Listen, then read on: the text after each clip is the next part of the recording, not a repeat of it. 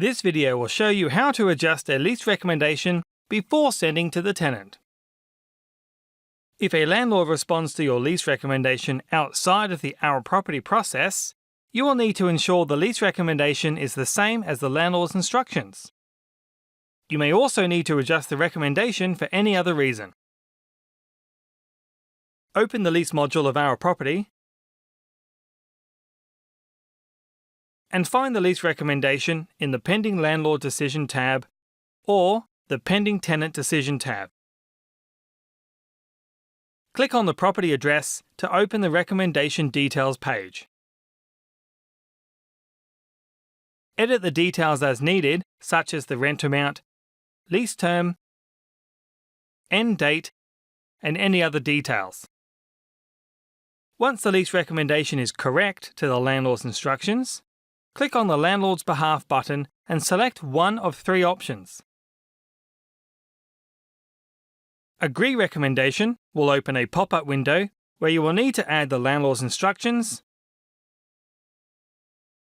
select which landlord provided the instructions with the drop-down menu, and by which method using the drop-down menu to select either email, phone, letter, or in person.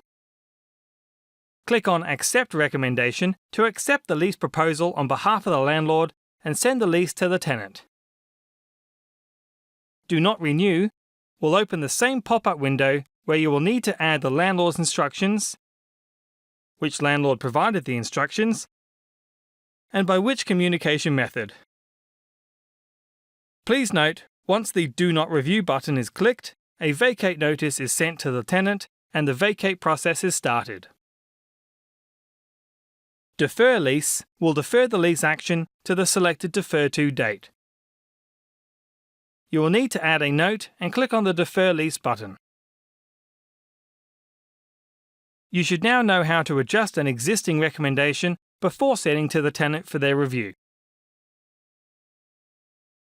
Watch the other videos in this series to learn more about Our Property's Lease module.